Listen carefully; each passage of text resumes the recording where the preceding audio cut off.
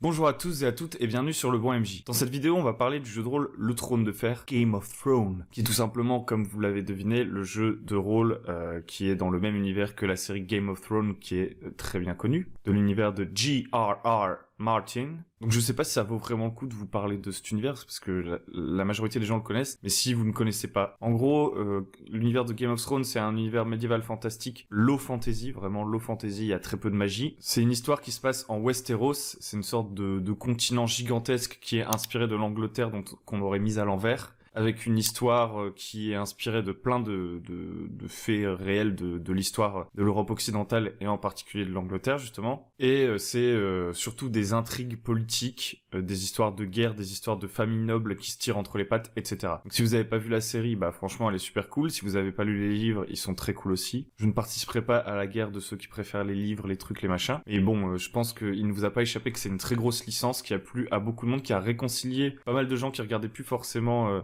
de fiction médiévale, etc.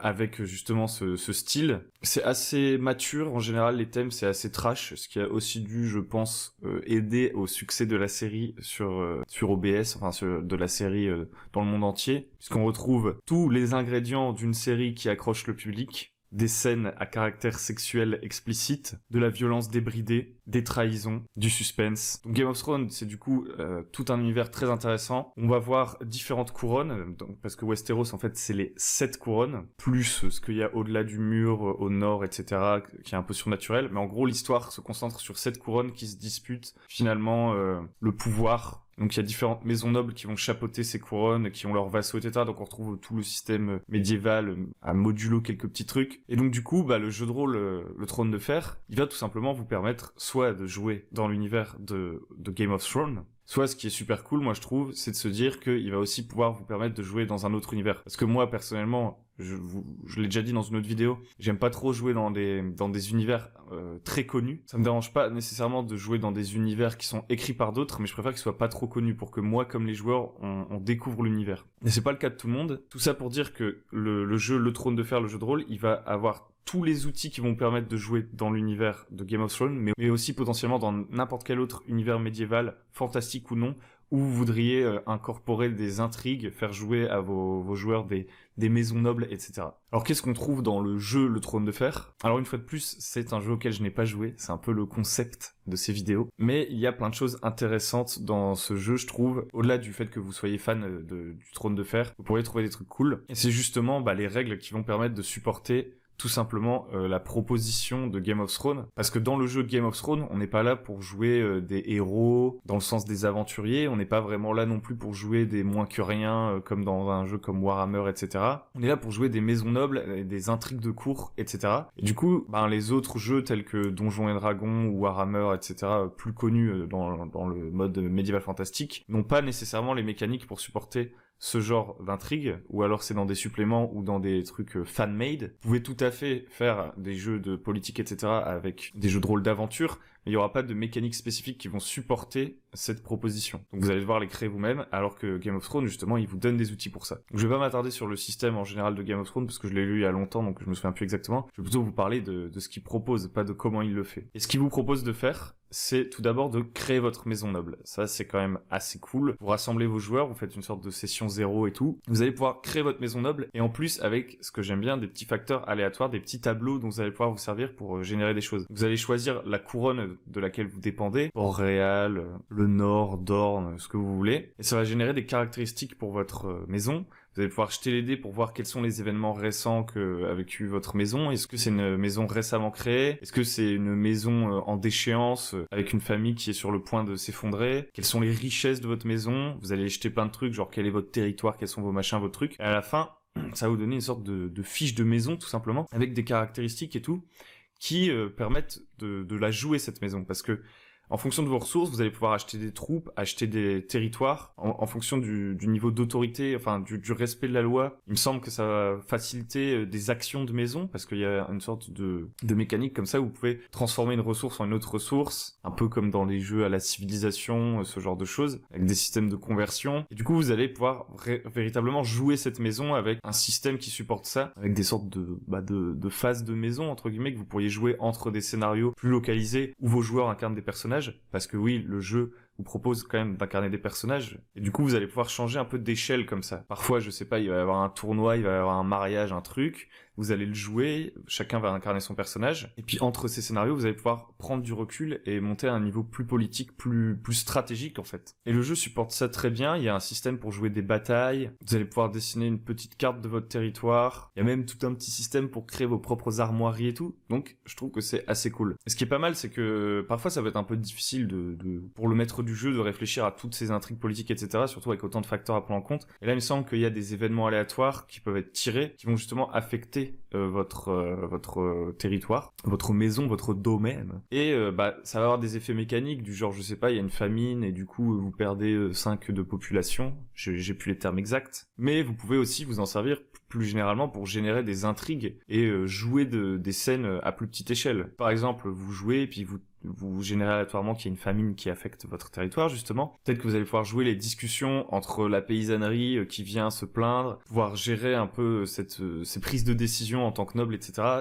de manière plus micro. Et après, ce que vous avez aussi dans ce bouquin, que je trouve assez intéressant, qui n'est pas du tout à mon goût a priori, mais en vrai c'est pas idiot, c'est que les mécaniques de relations sociales sont vraiment supportées. C'est-à-dire que dans la plupart des jeux, les combats ont beaucoup de règles, et ensuite, en fonction du thème, vous avez par petites pincées des petites règles supplémentaires en fonction de la proposition du jeu. Et souvent les relations sociales, elles sont un peu laissées de côté.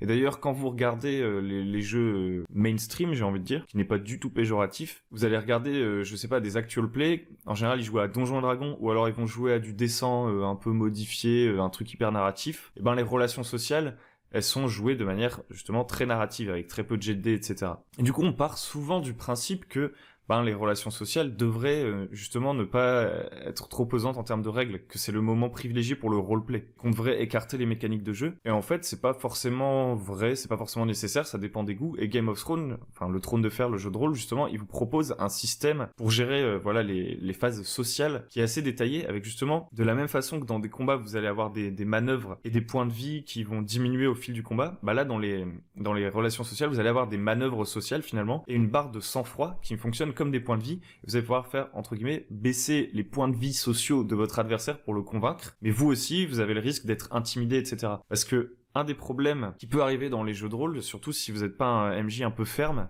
ou qui est prêt à faire de l'arbitrage, c'est que dans les relations sociales, vous pouvez avoir en fait une sorte de boucle infinie. C'est-à-dire que vos joueurs, ils vont forcer, même s'ils ratent leur jet de charisme, ils continuent, et en fait, vous ne fixez pas comme vous n'avez pas de système pour supporter ça, que vous n'avez pas de vraies limites, finalement, vos joueurs l'emportent toujours, ou ça se termine dans la violence, parce que justement, les règles ne supportent pas vraiment ça, que vos joueurs ne peuvent pas être convaincus par des PNJ réellement, parce qu'en général vos joueurs ils le sentent quand un PNJ leur ment, etc. Enfin ça dépend des circonstances, vous allez me dire, mais vous pouvez rarement mettre en échec un personnage joueur dans une relation sociale en lui disant t'es intimidé, tu n'oses plus rien faire, parce qu'on a tendance à dire les PJ sont contrôlés par les joueurs ont une totale liberté, et quand vous jouez justement dans des jeux à player skill, ou des jeux où on va privilégier le fait que le joueur incarne son personnage, le joueur ne sera jamais réellement intimidé par le maître du jeu, et donc il va jamais se dire j'arrête, il me fait trop peur, parce que il y a aucune mécanique qui vient lui dire que c'est le cas. Bref, là j'ai un peu mélangé mes pinceaux. Vous regarderez 2 fois ce passage si vous n'avez pas compris ce que je voulais dire, et peut-être que vous comprendrez, je sais pas. Et bref, du coup là vous avez un système pour supporter ça, avec des actions, etc. Moi je suis pas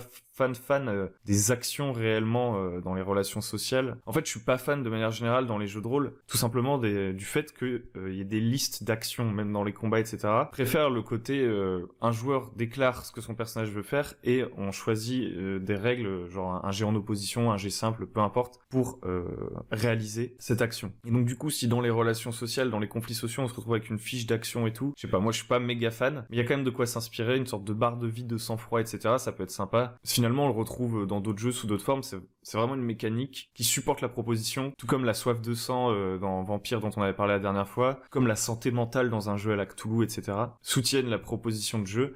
Et du coup, ce système de sang-froid dans Game of Thrones, il fait tout à fait sens. Alors, un truc que j'aimerais noter aussi sur le jeu, c'est qu'il a un supplément qui vous donne toutes les maisons, toutes les caractéristiques de tous les personnages connus de l'histoire de Game of Thrones. Il me semble que le jeu se situe à peu près un peu avant les événements de la série du coup et des livres aussi du coup. Et je pense que c'est bien ce supplément avec toutes ces caractéristiques etc. parce que ça permet aussi de présenter l'univers plus largement parce que on peut pas présenter l'univers de Game of Thrones de manière très succincte. Et du coup ça va aider à pouvoir faire un jeu historique si on veut suivre la série etc.